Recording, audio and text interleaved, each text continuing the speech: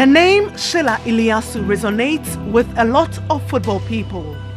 At the national level, the last we saw of him actively and gaining prominence was at the 2006 World Cup in Germany, of which he was a member of the Black Stars. It was Ghana's first World Cup, a historic one as such, for the country and the players who had gone through a rather sensational run of qualifiers to sail through. Germany brought with it so many revelations, one being the stalwart Illiasu.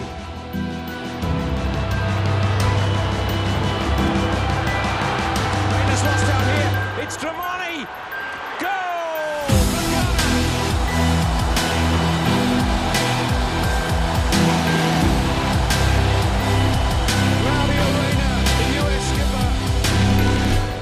The years after saw him build on a stable portfolio until his retirement. Illiasu has since returned home and has got himself busy with a lot of off-field work.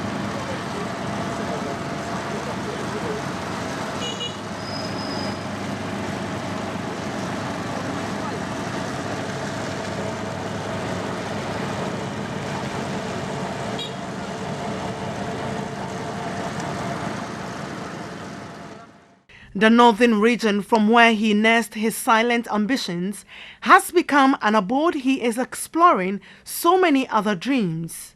Persons here hold him in high esteem. He speaks of the uniqueness of football in the region. When we grew up, it was like education, education, education. Every responsible father will tell you that you have to go to school and get your certificate. But from 80s to 90s, things start to change gradually, because they realize that quite apart from schooling, you can also attach some profession. So, you know, normally we have been so fortunate that I would say 40% of the talent you have in Ghana is from North. So to me, it's not a fluke or it's not a chance that you see people playing here. The talent is here. And we're also fortunate that those who were able to guide us, you know, they're also there. So that's why you see many of us are into football profession. Illiasu says he maintains an appreciable involvement in the game here, offering help and advice where necessary. I had opportunity to speak to the current regional football association. I know say Mubarak know him, Mr. Raizo, but we are yet to sit down because I was in Akua when he called me and he posed the same question to me. Well, the kids they are looking up to me as a role model. So I need to calm down and let's do it. So we are also in that process when this COVID also comes. So it's like currently, it is my hope and belief that the little knowledge I have acquired from the game, no, I also translate it to the boys. I had an opportunity to work with my coach because there was a second division. I was not a coach. I do good and try to support. And there was one football club, I think it was the first division. Guan FC. I think the current Black Maidens coach, no. But yeah, so it was a colleague, we were working together, and Dizzy Dramani, I hope you know him. Yes. He's now a So I was him, so I was not a coach by then, but I was trying to be together to also learn. Religiously, I'm a Muslim, so I do try to put on some structures, which we call it mosques. You know, because, you know, the community is big. You can't decide, okay, maybe I have to go house by house sharing money. And there are certain things that you do and it's between you and God. And, you know, taking reward from God, sometimes when you conceal, it's better than making it public. So normally, because I help a lot of people in the society. But when it comes to Islamic, I also try to, you know, help them by putting up a structure, which we call mosques. In Christian faith, we call it a church. Getting to be at the World Cup remains a feat he can't forget. Likewise, the glory it came with and the opportunity to play at the highest level of global football.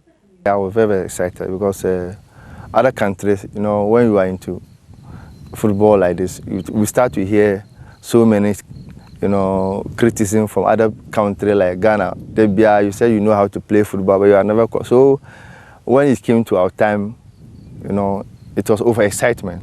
I'm sure it's an aim for every footballer on this planet Well, I'm sure it's the highest you can think of. So, no doubt, I think that was my highest mark. Yeah. Apia directing operations. No offside. Jam. Apia. Jam. Montari. Oh, he's beaten Czech now. That was unstoppable by Montari. It appears Ghana are going to win this game.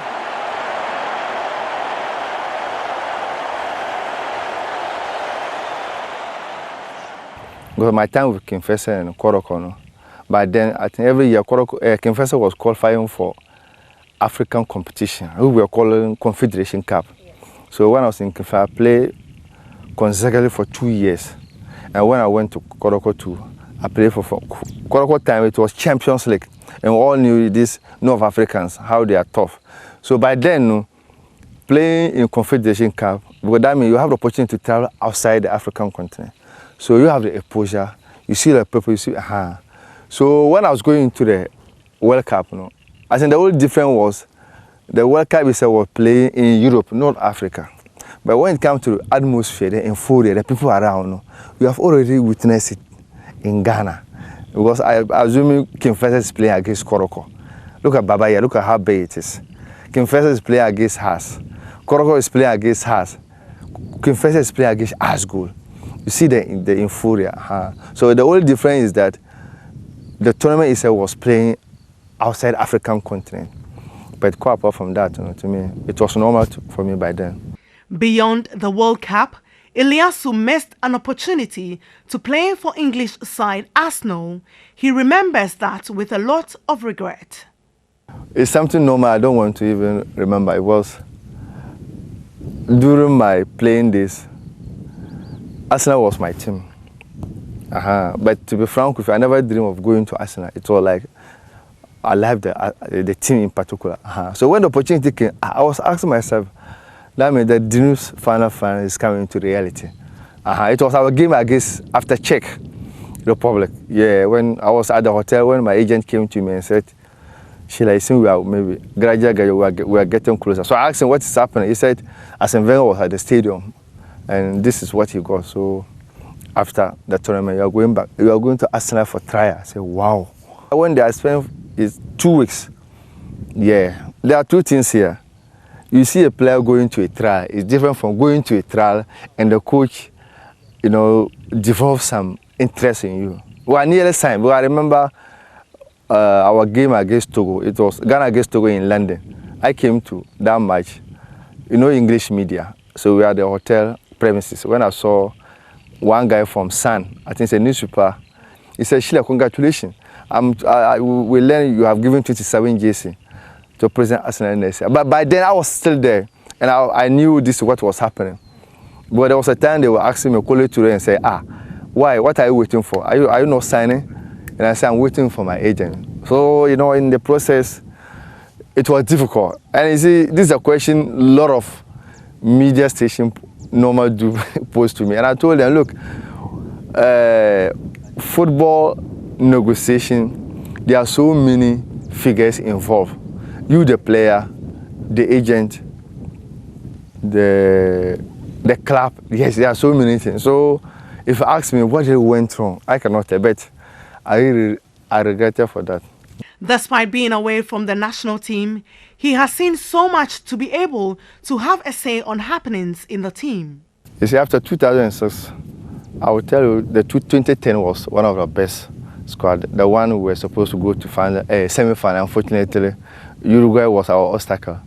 Yeah, so I'm frankly speaking, after 2006, when we were not able to pass through the semi-final, I said, no, it's over for Ghana. And currently we are struggling. So what I have to say, my own advice to those up there, they are taking decision. Our way is to just give them the suggestion, whether they will take it or not. We have to go back to our local lane if we want to be at the top. Yeah, that's where the talents and that's where the prospects are. But if we keep on hammering on the professionals day in, day out, it will not work. He is very hopeful that things can get a lot better than they are and that some of the issues around the team, which stampedes its growth, will be attended to. I think the most important thing is, before I will invite a player to come and serve the nation, first of all, the most important thing is you need to preach something to the player, telling him that wearing the jersey itself is very, very important. If you have that idea, every player will want to play for Ghana. But if the idea is, I have a player who's playing for Chelsea, he should come and play for Ghana. But when he's coming, he doesn't even know the importance of the jersey that he's wearing. And secondly, too, you need to be at the top shape. You can be playing Barcelona. If you're not a regular player, week in, you have to be playing for your club. And there should be competition. If I'm Mr. A, it doesn't mean that the number 10 should be for Mr. A. There should be competition. So with these two things, I'm sure maybe we can go places. These days, Illiasu spends time cultivating something more than football. A serial entrepreneur, he is into maize and rice farming as well as a real estate and transport business. The decision, he says, was informed by sound counsel and the ever-ready to help spirit of community and family present in the northern region. Before you invest into something, I'm not sure you will just wake up one day and say, no, I want to go into farming. Definitely. That's why we are privileged to have some expertise around. You have to go to them, sit with them, let them know what you want to do. But what I know is that when you plan, you don't fail. But from the beginning, when you fail, you can't plan. So, over here, because the farming is our backbone, so we have people around who have knowledge in farming. So I met one, I think there were two, one at the CSR, that's Center for Scientific and Industrial Research, and another one from Nyankpala. So we spoke deeply on the investment I'm going to do. So I also didn't neglect them. I followed their process, and God being so good, we're able to meet our target. The yields, he adds, have been encouraging and rewarding, giving him the room to do more. Football profession is like a duration. You can't keep on playing. So the later that you get after your profession, at least you have to try and invest it wisely. So farming, transportation, I was able to go into some small estate, business. It's like, you do a lot of projects around most of the schools. So we give it, it's like a hostels. So we give it to the student, you were trying to, not, because if the money is there, we will definitely, place, we like luxury. And you also have family that you have to take off. So when you use that money and try to turn over, definitely, your life will be better. Illiasu admits to being comfortable and okay, giving himself the needed retirement benefit. Not leaving football completely, he also gets busy scouting. Changing a different profession to a different one, it's not easy. It's not easy. But, football is, whilst you are not playing, people say it's over. No. Well, I do sometimes do some scouting for a certain third division club here. We were in the process when COVID-19, just so for now, for now we are just waiting that when the COVID is over, we see where we start again. Illiasu's exploits provide a perfect template of how to live life post-football. He joins a tall list of Ghanaian players who are doing well years after their retirement. For years to come, he will look onto these green fields and smile at many storms of rain that will bring him all the yields he can wish for. Shilla Illiasu, a dream as fertile as ever.